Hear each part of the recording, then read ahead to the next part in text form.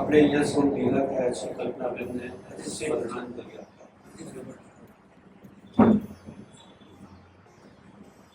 હું અત્યારે મારા સ્મરણોની વાત કરવાની અંદર બે વાત મારે કહેવી છે કે મેં 4 ભાઈ બહેન, એની અંદર રક્ષાબંધનનો તહેવાર આવે છે એટલે હું હવે એની વાત કરું છું કે રક્ષાબંધનમાં અમારા ઘરમાં એવી સિસ્ટમ હતું સમજમાં ત્યારે મેં લીધું કે નાની બહેન નાના ભાઈને રાખી માટે, મોટી બહેન મોટા ભાઈને રાખી માટે.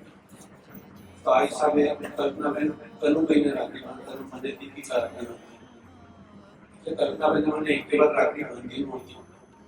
લગ્ન થયા પછી એમણે કમરમાં રાખડી મોકલવાની ચાલુ કરી, એમને દીપિકા બાંધી હતી. અને જ્યારે હું 24 વર્ષનો હતો ત્યારે મારો એક્સિડન્ટ થયેલો અને હું 3 દિવસ કોમામાં હતો અને 20 દિવસ હોસ્પિટલમાં હતો.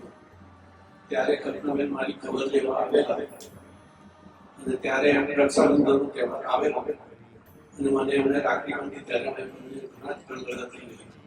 એ વાત હું જિંદગી સુધી ભૂલી ગયો છું.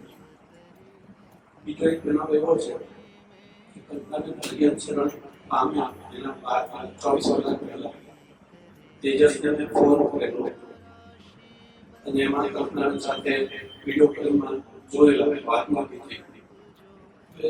તેજસ કીધું મામાનો ફોન છે. એણે કીધું આ મેં બધું સાંભળ્યું. એણે કીધું કે તમારે કંઈ કહેવું છે રાજેશ મામાને? તેમણે કીધું આ રાજેશ આઈ મિસ યુ કીધો અને પછી ક્યારે અમને વાત સાંભળવાનું. જય જય મારા પપ્પા વતીમાં કલ્પના પેલા દુઃખદ અવસાદના સમાચારથી અમને બધાને ખૂબ જ દુઃખ સાથે ઊંડો આઘાત લાગેલો છે. તેમનો સ્વભાવ એકદમ સરળ, નિખાલસ, હસમુખો, ધાર્મિકતાપૂર્ણ અને સૌની પાસે સ્નેહભર્યો હતો. તે જે જીવન જીવી ગયા તે પણ અનુકરણીય હતું. અત્યારે પણ તેમનો સસ્મિત ચહેરો અમને યાદ આવે છે. તેમનું અને હરેશ કુમારનું લગ્ન જીવન પણ સ્નેહભર્યું અને ઉષ્માપૂર્ણ રહ્યું છે. જાણે કે બંને એકબીજાના પૂરક હોય. તેમનું લગ્ન જીવન એક દાખલો બેસાડે છે. મેં ક્યારેય પણ કલ્પનાબેનને કોઈની સાથે લડતા, ઝઘડતા કે બાંધા બચકા પાડતા જોયા નથી. ખૂબ જ ધાર્મિક સાથે લાગણીશીલ સ્વભાવ અને બધાના કામમાં ઉભા રહ્યા છે. તેઓએ તેમના સાસુ તથા સસરાની પણ ખૂબ જ સેવા કરેલ છે. દરેક રોલમાં તેઓ એકદમ ફિટ રહેલ છે. તેમનો સરળ અને ઉમદા સ્વભાવને પ્રસન્ન અને હંમેશા યાદ રહેલ છે. કલ્પનાબેન અને હરેશ કુમાર તેમના દીકરા રિતિનના લગ્નની કંકોત્રી દેવા મારા ઘરે આવ્યો. તેઓ બેઠા ઔપચારિક વાતો કરી, પણ જ્યારે કંકોત્રી દેવાનો સમય આવ્યો ત્યારે બંને ઉભા થયા. કંકોત્રી વ્યવસ્થિત પકડી અને નમ્રતા વાંકા ભરીને મારા હાથમાં કંકોત્રી મૂકી. આવી સરળતા અને બીજાને માન આપવાના ગુણો તેમના પાસેથી શીખવા જેવા છે.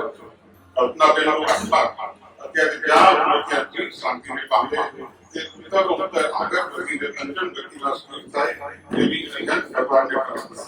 જય જય ગુરુ. કલ્પનાબેન વિશે કંઈક પણ વાત કરવી હોય તો શબ્દોમાં બોલી શકાય હોય. એકદમ સરળ સ્વભાવ, આનંદિત અને અમદાવાદમાં જ્યારે પણ આવે ત્યારે અમારે લોકોને ઘણી વખત સાથે મેળા થાય, સાથે બહાર જતા હોઈએ અને ઘણો બધો સાદો અને એકદમ સીધો વ્યવહાર અને કોઈ દિવસ ઉગ્ર સ્વભાવમાં જોયો નથી. મારી દીકરી પણ લીધી એના માટે ખૂબ જ વખાણ કરે કે અમારી સાથે કોઈ દિવસ ઊંચાવાળી એમને વાત નથી કરી. એટલે આ જોઈને ઘણું દુઃખ પણ અમને બી થાય છે. અને હવે અમારી દીકરી પણ ત્યાં એકલી પડી ગઈ છે, પડી જશે હવે. જો કે ઘરના ઘણા બધા છે ત્યાં આગળ, પણ એક વડીલ બેન જાય ત્યારે બહુ તકલીફ પડે અને એવું અમે બી અનુભવેલું છે અહીંયા. એટલે પરમાત્મા એમના સદગતિ આપે તેવી સુવિધા. કલ્પનાબેન અમારા લાઈક હું એમનો મામાનો દીકરો હતો. અમારા બધામાં સૌથી મોટા કલ્પનાબેન કદાચ, રાઈટ? સૌથી મોટા. એટલે એક રિસ્પેક્ટફુલ હતું કે કલ્પનાબેન જોડે દોસ્તી કે અમે એક રિસ્પેક્ટફુલ રિલેશન છે. પણ મારે યુએસ જવાનું થયું તો 2 મહિના પહેલાથી એમના ફોન આવવા માંડ્યા કે બસ મારા ઘરે જ રહે છે, ન્યુયોર્ક આવે છે તો ન્યૂ જર્સી મારા જ ઘરે રહે છે, એમ કરીને એમને લગભગ 4-5 ફોન કર્યા છે. મેં લગભગ 5 દિવસ રહ્યા જોડે. નિકીને અમને બધે લઈ ગયો, કલ્પનાભાઈ જોડાયા મારી જોડે. એક ક્ષણ પછી અમને એવું લાગ્યું કે બહેન કરતા એમની જોડે મિત્રતા વધારે થઈ. એમનો એટલો સરળ ને એટલો હસમુખો સ્વભાવ હતો. એવરી ટાઈમ પછી ઇન્ડિયા આવે એટલે અમે જોડે મળીએ, અમે અહીંયા આવીએ અથવા અમારા ઘરે એ આવે. એટલે ધેટ વોઝ રિયલી ગુડ કે એમનો સ્વભાવ બહુ જ એકદમ, એટલે એક ખરેખર દુઃખની લાગણી છે જ્યારે આવું થયું. એમનો દીપકભાઈ અમારે મેસેજ કર્યો, એટલો શોકિંગ કે બાપરે એકદમ શું થયું. એનાથી મારા ફોઈ એક્સપાયર થયા ત્યારે અમે બધા કોન્ફરન્સમાં હતા, ત્યારે પણ એવું નહોતું લાગતું કે કલ્પનાને આવું કંઈક અચાનક થઈ જશે. It was really don't have any words to say about. પણ હું અહીંયા બેઠેલા બધાને કહીશ કે આજે કદાચ કોઈના અમારે જાપમાં પણ મેં આ શબ્દ કીધા, માણસો ઓછા થતા જાય છે, થોડા નજીક આવો કરતા. આ બહુ જરૂરી છે આજના ટાઈમ માટે. બધા પોતાના કામમાં, પોતાના પેલામાં એટલા બધા ગુમ થઈ ગયા છો તો થોડા નજીક આવો. Thank you. સાથ સહકારની ભાવનાથી ભરપૂર વ્યક્તિત્વ, જીવનભર જેણે દરેકના માટે વિચાર કર્યો અને બનતું બધું કરી છૂટવાની તત્પરતા રાખી. સમગ્ર જીવન દરમિયાન અમારા સૌ માટે એ પ્રેરણારૂપ રહી છે. એની નાનપણથી લઈને હમણાં સુધીની જીવન યાત્રા દરમિયાન એને મળેલો અને માણેલા આત્મસંતોષનો અહેસાસ અમને પણ થયો છે. કલ્પનાબેન સરસ જીવન તો જીવી, સાથે સાથે પોતાના મક્કમ મનોબળ અને ક્ષમતા ભાવથી નૃત્યને પણ સહજતાથી જીવવી ગઈ. તેને ગુમાવ્યાનું દુઃખ તો છે જ, પણ તેની કુમારી અને સ્વસ્થતાને સલામ છે. પ્રભુ બેનના દિવ્ય આત્માને પરમ શાંતિ આપે અને સિદ્ધ ગતિ પમાડે, એ જ પ્રાર્થના.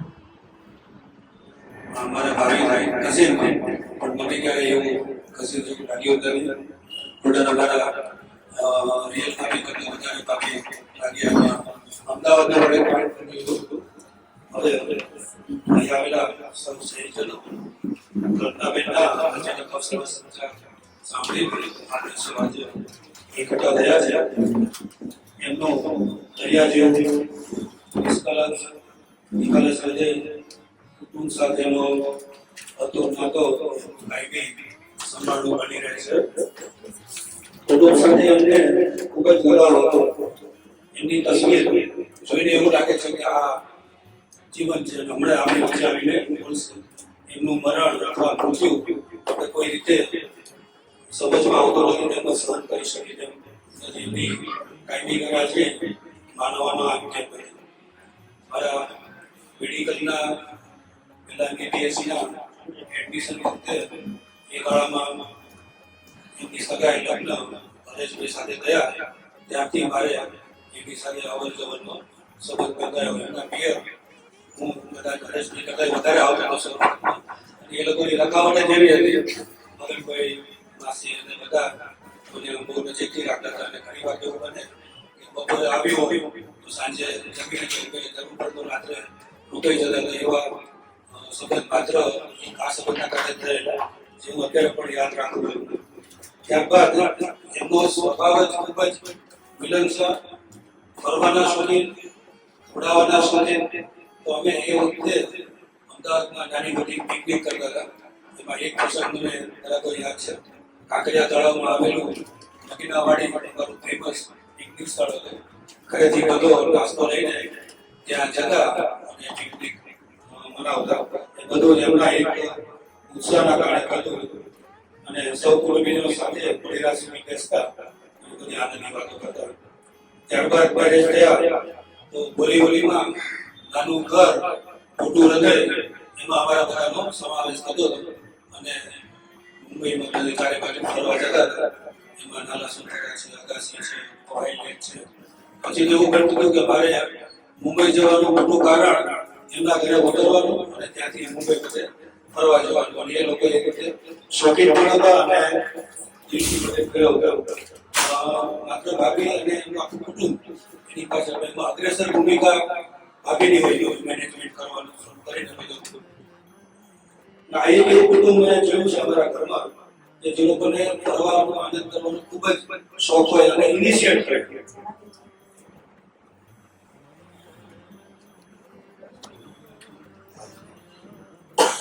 એમની આ બીમારી દરમિયાન 3-4 વાર નજીકથી મળવાનું થયું, પણ ક્યારે એમને બીમારી વિશે કોઈ દુઃખની લાગણી કે મારું શું થશે અને રોદડા રોયા હોય એવું યાદ નથી આવતું. એમને એનો સાહજિકતાથી સ્વીકાર કરી લીધો કે જે થવાનું છે થશે, આપણે સારવાર ચાલુ રાખીએ. અને અમદાવાદ આવે ત્યારે ચૂપ મળવાનું થતું અને એમના રોકાણ દરમિયાન ઘણીવાર એ લોકો ખાસ મળવા બોલાવે, સાંજનું જમવાનું અહીંયા કરીએ અને આવો 1-2 વાર મ્યુઝિકનો પ્રોગ્રામ એમને રાખેલો. હવે આ મૃત્યુ તો એક સમયનો ખેલ છે. મૃત્યુ બાદ પણ લોકોના હૃદયમાં જીવિત રહ્યું એ એમના જીવનની સફળતાનો ઉચ્ચતમ સિદ્ધિ છે. આમ લગભગ એમને ક્યારેય પેલું કાણ વગર કે કાણ સાથે ખરાબ બોલતા સાંભળ્યા નથી. કોઈનું એને ખરાબ ઈચ્છ્યું હોય એવું વર્તન ક્યારેય એમને કરેલ નથી.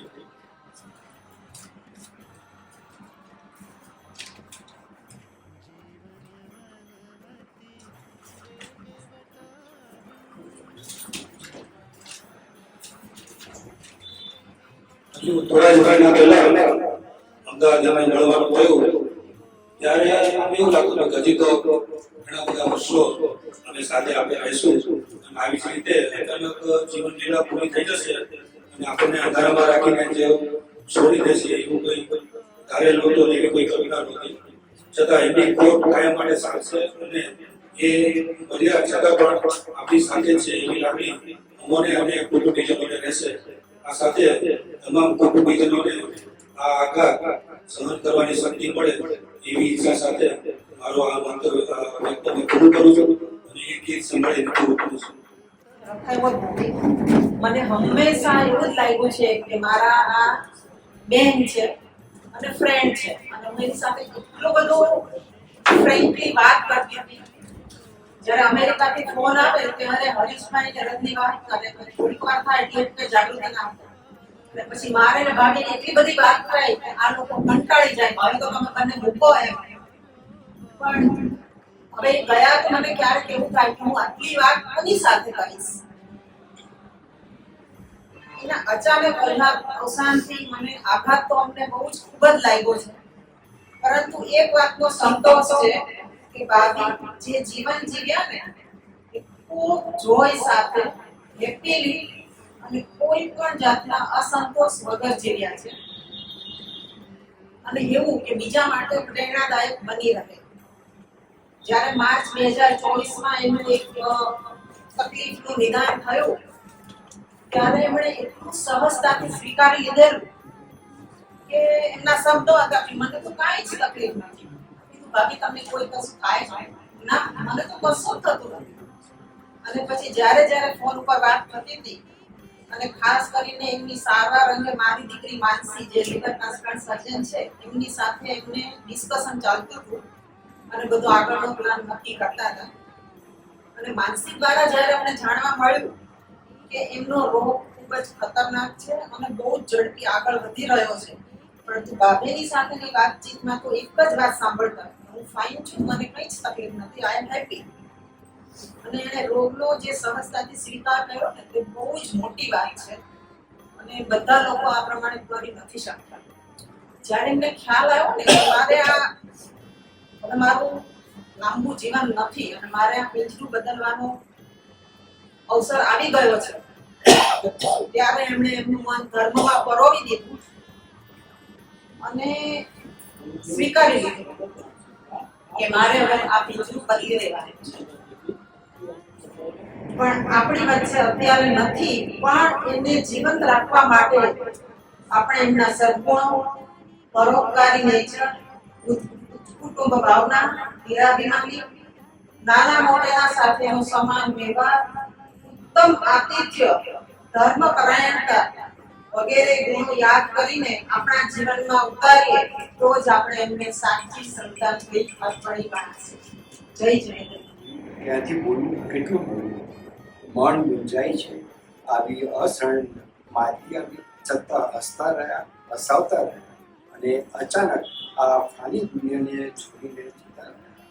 આ ઋણાનુબંધના સંબંધોમાં વીંટળાયેલા હોઈએ ત્યારે બે શબ્દો હૈયામાંથી ઉગવ્યા વગર રહેતા નથી.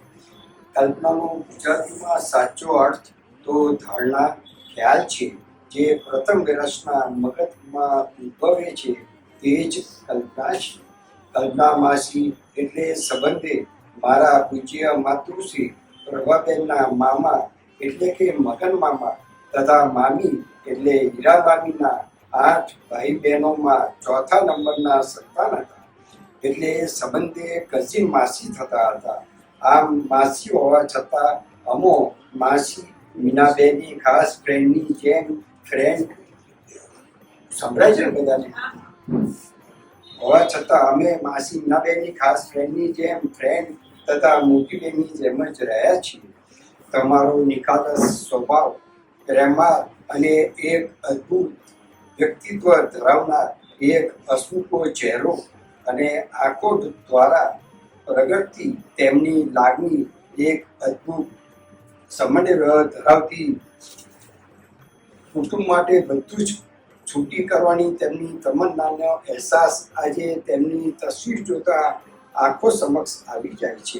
આજે કલ્પના માસી આપણી વચ્ચે નથી, પરંતુ આ તસવીર, તેમનો હસતો ચહેરો અને લાગણી નીકળતી તેમની આંખો આજે પણ જીવંત છે અને જીવંત રહેશે. કુટુંબને સૂત્રના તાંતણામાં વણી લેવાની પુણ્ય કુશળતા કેવે ભૂલાશે.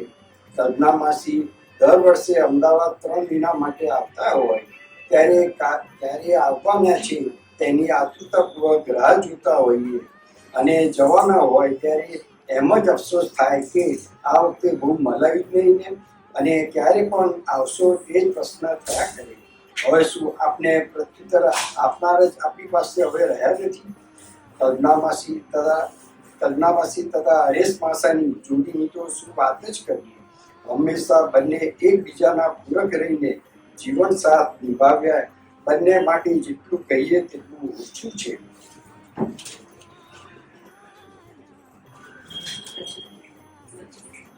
કેટલાક સંસ્મરણો યાદ કર્યા વગર મારાથી રહેવાતું નથી.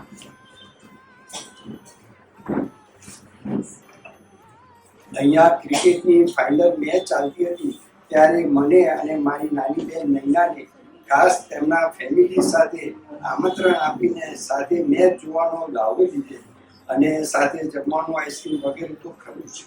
એક વખત બધા ભેગા થઈને ભાઈ બોમ્બ ફુલાવાનો વગેરેનો પ્રોગ્રામ પણ અમે કરીએ.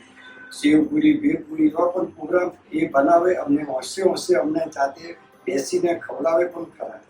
એમ અહીંયા આવે ત્યારે સંજય કરી ખાસ હાજર મને કરાવે છે. અવારનવાર અમારા ઘરના માટે કંઈક ને કંઈક ગિફ્ટ તો લેતા આવે છે.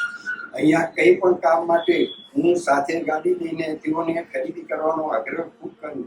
ત્યારે USA જતા પહેલા ખાખરા, મુખવાસ વગેરે ખરીદી કરવા હું સાથે જ જતો હતો. તેનો પણ મને ખૂબ આનંદ છે. અને ખાસ મજાકમાં હું જ્યારે ઇન્ડિયાના ટાઈમ પ્રમાણે રાત્રે કોલ કરું ત્યારે ત્યાં આગળ સવારે 10 કે એવો ટાઈમ થયો હોય, નાયા ધોયા વગર ઘરના કામ કરતા હોય, એટલે માથું પણ ઉડેલું ના હોય ને એમને ખુરશી પર બેઠા હોય, ત્યારે હું હંમેશા એમને કહું કે માસી આ વોટ્સએપ કોલિંગ નથી, પણ વિડીયો કોલિંગ જે તૈયાર થઈ માથું ઉડીને તો બેસો. એટલે કે ભાણિયા ભાઈ તમે તો મને ઓળખો જ છો ને એમ. એટલે અમે મજાક મસ્તી કરવાનું એ હતું એમ સાથે સાથે. કલ્પમાંથી અલ્પ અને અલ્પમાંથી અંત તરફ આપવા સૌ પાસે તેમના મધુર સંસ્મરણો મૂકીને આમ અચાનક આટલા જલ્દીથી કલ્પના બહાર વિદાય થઈ જશે તેવું કલ્પેલ પણ નહોતું. પરંતુ ઈશ્વરની ઈચ્છા પાસે આપણે સૌ લાચાર છીએ. પ્રભુ આપના પરિવારને ખૂબ જ હિંમત આપે એ જ પ્રભુ પ્રાર્થના. કલ્પના માસીના આત્માને પરમ શાંતિ પ્રાપ્ત થાય અને મોક્ષ ગતિ પ્રાપ્ત થાય એ જ ભાવના સાથે અમારા શાહ પ્રભાતીબેન કિશોરચંદ શાહ પરિવાર તરફથી જય હિન્દ. અમારા માટે નાની ફિલ્મ અને જો એમનું 2 શબ્દોમાં એમનું જીવન ચરિત્ર કહેવાનું આવે ખાલી એટલું જ કહીશ કે હંમેશા સકારાત્મક, ફોરએવર પોઝિટિવ. ક્યારે પણ મેં એમને મારી સમજણથી અત્યાર સુધીમાં જેટલો પણ સમય વિતાવ્યો એમની જોડે, ક્યારે પણ મેં એમને નિરાશ નથી જોયા. ક્યારે પણ એમના ચહેરા ઉપર ટેન્શન આજ સુધી મેં નથી જોયું નથી. અને એમને અત્યારે જેટલા પણ સંસ્મરણો યાદ કરવાના આવે તો 2 જ વસ્તુ છે, એમનો સ્માઇલિંગ ફેસ અને એમની બોલવાની વાત છે. હંમેશા કોઈની પણ જોડે વાત કરે તો એકદમ ઠહેરાવ સાથે વાત કરતા, ક્યારે પણ મેં એમને ઉતાવળમાં વાત કરતા નથી જોયા. એમને ખાલી એમને જ્યારે યુએસ જવાનું થયું ત્યારે આઈ થિંક 20 વર્ષ ઉપર થઈ ગયું એમને યુએસ શિફ્ટ થયું. એમને હરીશ હોવાના બધા જ ફેમિલી એમની બધી જ બહેનો ત્યાં હતી. એ જ્યારે પણ અહીંયા આવે ત્યારે એમને એવું જ થાય કે અહીંયા હવે હું મારા ફેમિલી કે મારા પિયરમાં બધાને મળીશ. જ્યારે મારે લાસ્ટ યુએસ જવાનું થયું ત્યારે એટલા ખુશ થઈ ગયા અને જ્યારે હું ઘરમાં ગયો ત્યારે એમના ચહેરો હું હજી સુધી ભૂલી નહીં શકું.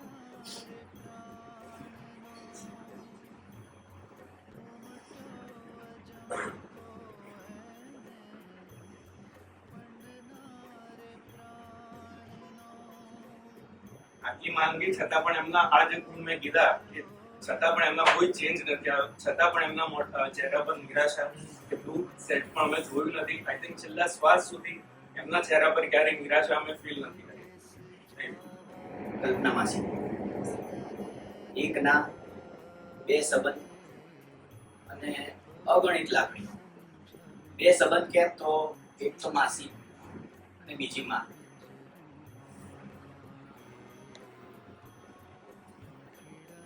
એવું કહેવાય છે કે 12 દિવસ આત્મા અહીંયા જ ફરતી છે.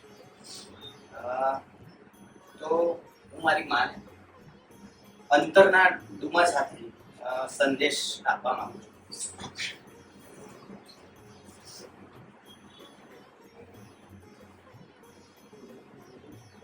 માસી, શબ્દોમાં કહી શકાય કે તમે શું હતા? મારી માં સમોટી માસી. તમારો મમતા ભર્યો સ્વભાવ, વાલભરી વાતો અને સુંદર સ્મિત હંમેશા યાદ આવશે. તમારી હાજરીમાં અમે જે શાંતિ, પ્રેમ અનુભવતા, હવે એ ખાલીપો બહુ ઊંડો લાગે છે. તમારી યાદો, સંસ્કાર અને પ્રેમ અમારા હૃદયમાં હંમેશા જીવંત રહેશે.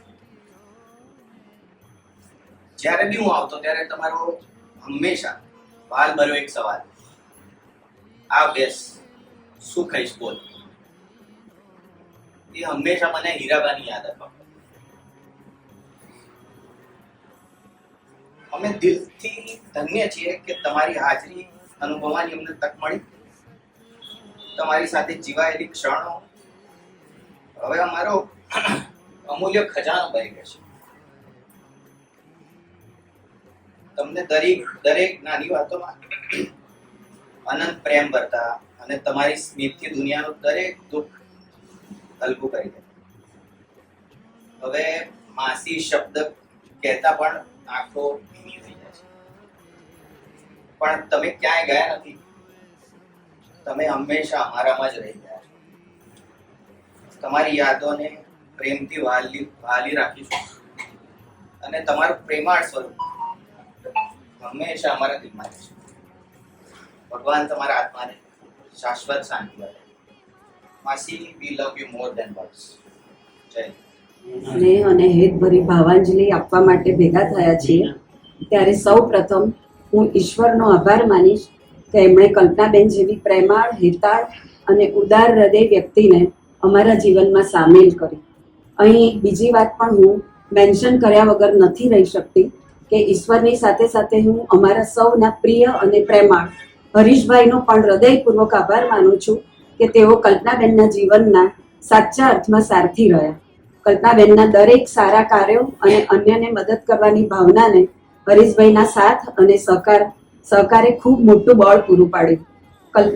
કલ્પનાબેન માટે તો કહું તો મેં ફરીવાર બીજી માં ગુમાવી છે. કલ્પનાબેન એ કેવળ નામ નહીં પણ લાગણીનો પુંજ હતો. એક એવી શખ્સિયત જેણે કુટુંબની દરેક વ્યક્તિને મુશ્કેલ સમયમાં સાથ આપ્યો અને સહકાર આપ્યો. સહાય કરે પણ ક્યારેય જતાવે નહીં એ એમના સ્વભાવની ખાસિયત હતી. હંમેશા કંઈ કરી છૂટવાની ભાવનાવાળા એ કુટુંબના સૌને એકબીજાની સાથે જોડાયેલા રાખતા. હંમેશા સાચી અને સારી શિખામણ આપતા. અમારું સંઘવી ફેમિલી તો સપ્ટેમ્બરથી રાહ જોતું હોય કે ક્યારે હરીશભાઈને કલ્પનાબેન આવે છે અને બધા ભેગા થઈને એન્જોય કરીએ. કલ્પનાબેનના ચહેરા પર હંમેશા હાસ્ય રમતું હોય. આટલા બધા વર્ષોમાં મેં તેમના ચહેરા પર ક્યારેય ઉદાસી નથી જોઈ, ક્યારેય કોઈ ફરિયાદ નથી સાંભળી. એટલા બધા પોઝિટિવ. એમની આ પોઝિટિવિટી અને નમ્રતાને લીધે દરેકના હૃદયમાં એક ઊંડી છાપ છોડી છે. કલ્પનાબેનની વિદાય શરીરની ચામડી ઉતરી જાય એટલું બધું દુઃખ અનુભવાય છે. એમનો ખાલીપો કોઈ ભરી શકશે નહીં. ખૂબ જ સારપ અને સુવાસ મૂકીને તેઓએ આપણી વચ્ચેથી વિદાય લીધી છે. છેલ્લે એટલું કહીશ કે અમારા કુટુંબનું બેસ્ટ કપલ આજે છૂટું પડી ગયું. સારસ બેરડીની જોડ આજે વિખૂટી પડી ગઈ. પ્રભુ તેમના દિવ્ય આત્માને તેમના ચરણોમાં સ્થાન, સુખ અને શાંતિ આપે, એ જ પ્રાર્થના. જય જિનેન્દ્ર.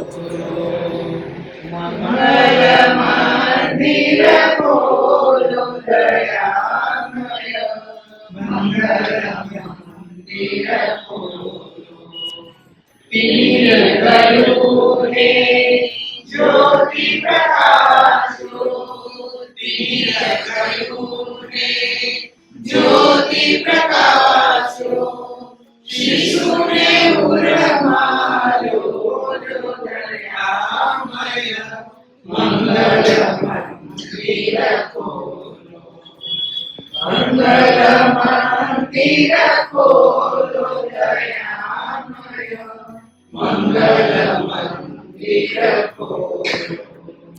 નામ મધુર તવ રટ્યો નિરંતર, નામ મધુર તવ રટ્યો નિરંતર, શિશુ સહૃદય બોધ દયામય મંગલ મંદિર ખોલો, મંગલ મંદિર ખોલો દયામય મંગલ મંદિર ખોલો.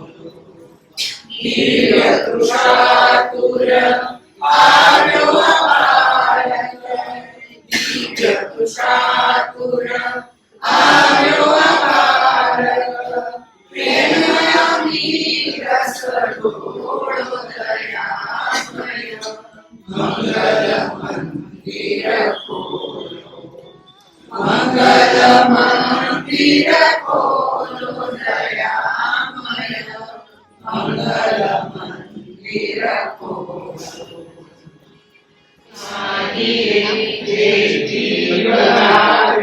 આપ પાસે ચરણમાય અપનાવજો, પરમાત્માએ આત્માને સાચી સાચી આપજો. વળી કર્મના યોગે કરી જે પૂર્ણ મારે અવતરે, ત્યાં પૂર્ણ પ્રેમે ઓ પ્રભુજી આપની ભક્તિ કરે. 184 બંધનોને લક્ષમાં લઈને આપજો, પરમાત્માએ આત્માને શાંતિ સાચી આપજો. સુસંપત્તિ સુવિચારને સત્કર્મનો દૈવારસો, જન્મો જન્મ સત્સંગતિ કિરતાર પાર ઉતારજો. આલોકને પરલોકમાં તવ પ્રેમ રંગ રંગ વ્યાપજો. પરમાત્માએ આત્માને શાંતિ સાચી આપજો. મળે મોક્ષ કે સુખ સ્વર્ગના આશા ઉરે કે નથી. જો દેહ દુર્લભ માનવીનો ભજન કરવા ભાવથી, સાચું બતાવી રૂપ શ્રી પ્રભુજી હૃદયમાં સ્થાપજો. પરમાત્માએ આત્માને શાંતિ સાચી આપજો. પરમાત્માએ આત્માને શાંતિ સાચી આપજો. પરમાત્માએ આત્માને શાંતિ સાચી આપજો. રામ રામ 10, રામ રામ 11, રામ રામ 12, રામ રામ 13, રામ રામ 14, રામ રામ 15, રામ રામ 16, રામ રામ 17, રામ રામ 18, રામ રામ 19, રામ રામ 20, રામ રામ 21 રામ રામ 22 રામ રામ 23 રામ રામ 24 રામ રામ 25 રામ રામ 26 રામ રામ 27 રામ રામ 28 રામ રામ 29 રામ રામ 30 રામ રામ 31 રામ રામ 32 રામ રામ 33 રામ રામ 34 રામ રામ 35 રામ રામ 36 રામ રામ 37 રામ રામ 38 રામ રામ 39 રામ રામ 40 રામ રામ 41 રામ રામ 42 રામ રામ 43 રામ રામ 44 રામ રામ 45 રામ રામ 46 રામ રામ 47 રામ રામ 48 રામ રામ 49 રામ રામ 50 રામ રામ 51 રામ રામ 52 રામ રામ 53 રામ રામ 54 રામ રામ 55 રામ રામ 56 રામ રામ 57 રામ રામ 58 રામ રામ 59 રામ રામ 60 રામ રામ 61 રામ રામ 62 રામ રામ 63 રામ રામ 64 રામ રામ 65 રામ રામ 66 રામ રામ 67 રામ રામ 68 રામ રામ 69 રામ રામ 70 રામ રામ 71 રામ રામ 72 રામ રામ 73 રામ રામ 74 રામ રામ 75 રામ રામ 76 રામ રામ 77 રામ રામ 78 રામ રામ 79 રામ રામ 80 રામ રામ 81 રામ રામ 82 રામ રામ 83 રામ રામ 84 રામ રામ 85 રામ રામ 86 રામ રામ 87 રામ રામ 88 રામ રામ 89 રામ રામ 90 રામ રામ 91 રામ રામ 92 રામ રામ 93 રામ રામ 94 રામ રામ